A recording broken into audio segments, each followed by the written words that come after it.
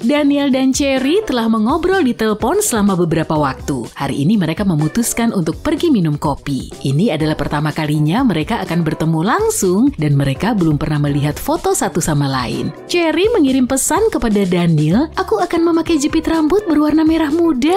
Ketika Daniel tiba di kedai kopi, dia melihat 3 orang wanita dan yang mengejutkan, mereka semua mengenakan jepit rambut berwarna merah muda. Bisakah kamu membantu Daniel menemukan teman kencannya?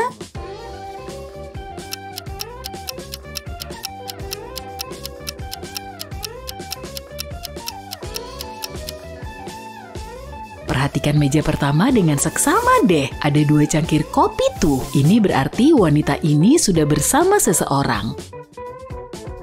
Wanita yang duduk di meja kedua sudah menikmati kopi dan buku. Jelas dia ada di sini nggak untuk kencan. Dan wanita ketiga mengenakan gaun yang indah dan mejanya kosong. Ya, dia adalah Cherry.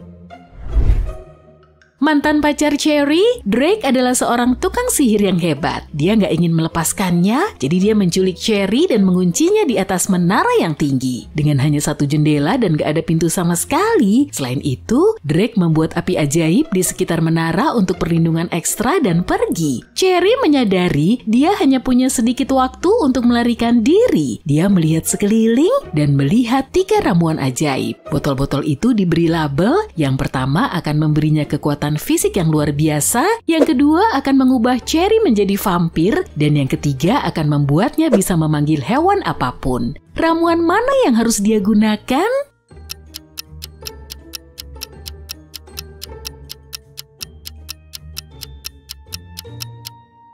Bahkan jika Cherry menghancurkan menara, dia nggak bisa melakukan apapun dengan api ajaib, dan nggak ada hewan yang bisa membantunya melarikan diri. Tapi jika dia menjadi vampir, dia bisa berubah menjadi kelelawar dan terbang.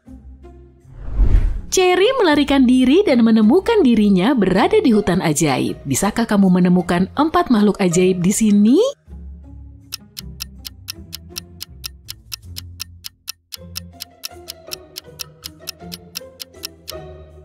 Lihatlah gua ini, ada troll yang tersembunyi di dalamnya. Selain itu ada 2 peri yang sedang duduk di atas bunga dan pohon ini adalah goblin kayu.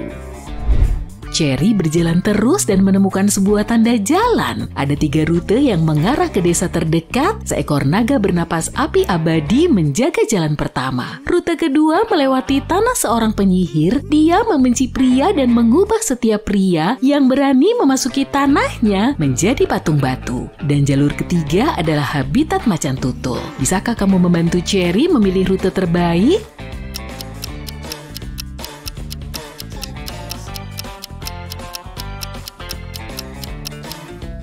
Pilihan kedua terdengar bagus. Cherry adalah seorang wanita, jadi penyihir itu nggak punya alasan untuk mengubahnya menjadi patung karena dia hanya membenci pria.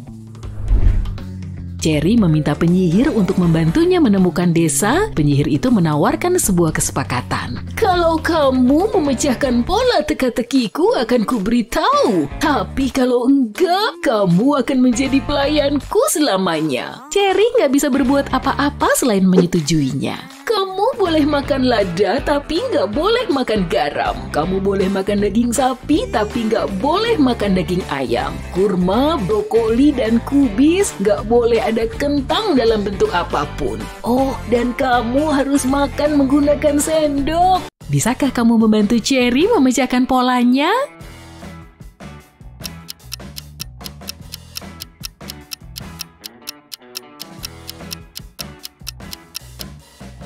Dia hanya mengizinkan benda yang terdiri dari 2 huruf yang sama secara berurutan. Penyihir membantu Cherry menemukan jalan. 3 pengemudi berhenti dan menawarkan tumpangan ke desa. Bisakah kamu membantu Cherry memilih opsi yang paling aman?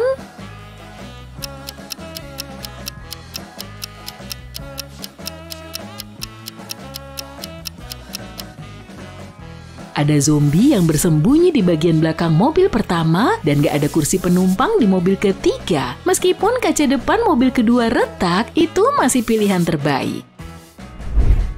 Akhirnya Cherry menemukan desa. Tempat ini ajaib, banyak makhluk luar biasa tinggal di sini. Tiba-tiba seekor kuda Nil mendekati Cherry dan berteriak, "Tolong aku! Salah satu dari mereka telah mencuri pakaianku." Bisakah kamu menebak siapa?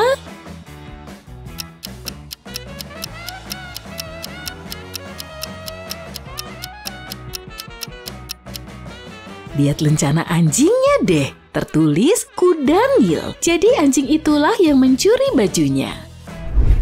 Cherry bertemu dengan peternak lokal Timothy. Dia dulu memelihara ayam di negara lain. Segalanya berjalan dengan baik dan dia menghasilkan banyak uang. Tapi kemudian dia membeli sebuah peternakan besar di desa ini dan pindah ke sana. Nggak lama kemudian Timothy mengetahui di daerah ini sangat sering terjadi banjir. Tapi dia nggak kecewa dan memutuskan untuk beternak bebek, bukan ayam. Kenapa?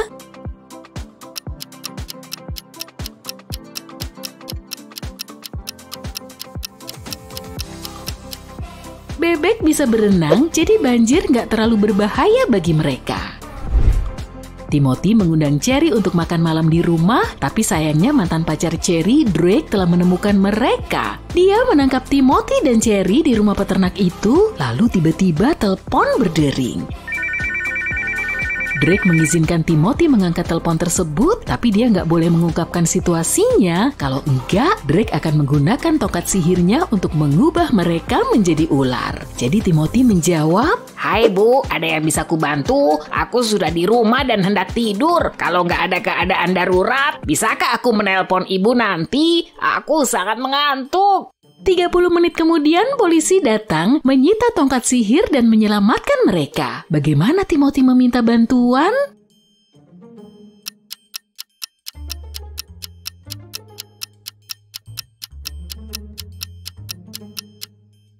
Dia memencet tombol mute sambil mengucapkan semuanya kecuali kata-kata bantu, rumah, darurat, dan menelpon. Detektif memberi Drake kesempatan untuk mendapatkan kebebasan. Dia bisa melewati salah satu dari 3 pintu ini. Hutan yang penuh dengan binatang berbahaya bersembunyi di balik pintu pertama. Di balik pintu kedua, ada sebuah tangki berisi air es yang gak mungkin didiami selama semenit pun. Dan ada dinosaurus raksasa yang bernapas api di balik pintu ketiga. Pintu mana yang lebih aman?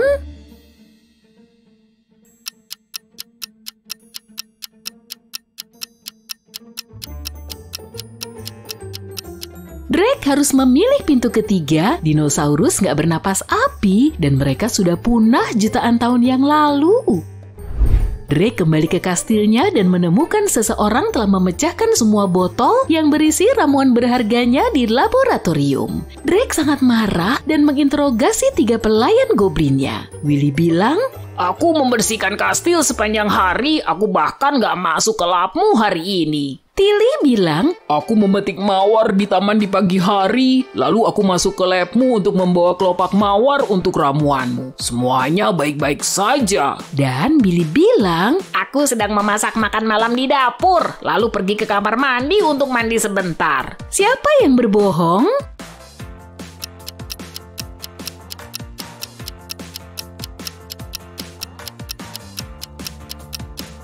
Tilly. Dia nggak memetik bunga mawar itu masih ada di kebun. Sementara itu Timothy mengantar Cherry pulang, mereka berhenti untuk membeli sesuatu di tengah perjalanan. Bisakah kamu menebak apa yang sebenarnya mereka beli hanya dengan melihat gambar ini?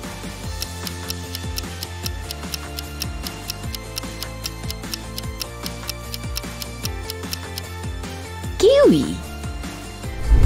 Kemudian Timothy mengambil 2 foto Cherry. Bisakah kamu menemukan 10 perbedaan di antara keduanya?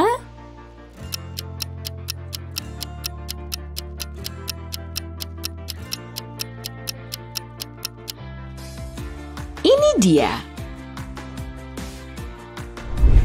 Seseorang merampok rumah Cherry ketika dia sedang piknik pada tanggal 4 Juli. Detektif menemukan 4 orang tersangka dan menanyai mereka tentang apa yang mereka lakukan hari itu. Bobby, sang pemadam kebakaran, bilang, "Aku sedang bertugas hari sebelumnya. Aku sangat lelah, jadi aku tidur sepanjang hari."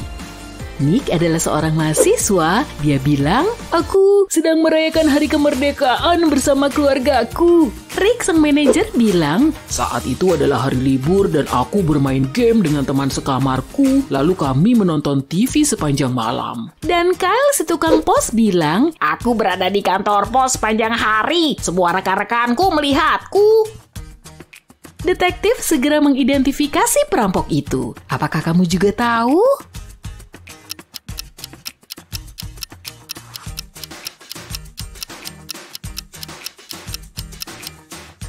Perampoknya adalah Kyle. Dia nggak bekerja di kantor pos pada tanggal 4 Juli. Itu hari libur nasional. Cherry menerima gaji pertamanya dan menyembunyikan uang tunai di lemarinya. Ketiga teman sekamar Cherry sedang nggak ada di rumah saat ini, jadi dia meninggalkan uang tersebut dan langsung pergi ke gym. Setelah beberapa saat, Cherry kembali ke rumah dan menemukan uangnya telah dicuri dari lemari. Dia mulai mencari di seluruh ruangan tapi nggak menemukan petunjuk. Tiba-tiba 3 teman sekamarnya masuk ke dalam kamar. Cherry bertanya kepada mereka masing-masing. Apakah ada yang mencuri uangku? Bella menjawab, aku berada di kampus sepanjang hari. Aku baru saja pulang untuk makan siang dan aku nggak masuk ke kamar ini.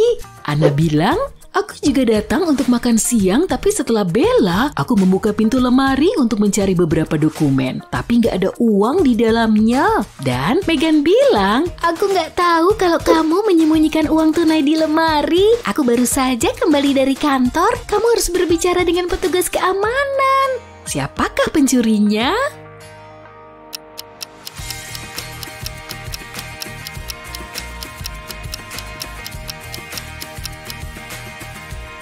Bella pasti menyimpulkan kalau Cherry menggeledah ruangan ini, seharusnya uangnya hanya dicuri dari sini, jadi dia nggak terdengar mencurigakan. Tapi Anna bilang dia telah menggeledah lemari dan nggak menemukan uang. Sementara itu Cherry nggak menyebutkan lemari sama sekali. Oleh karena itu, Anna adalah pencurinya.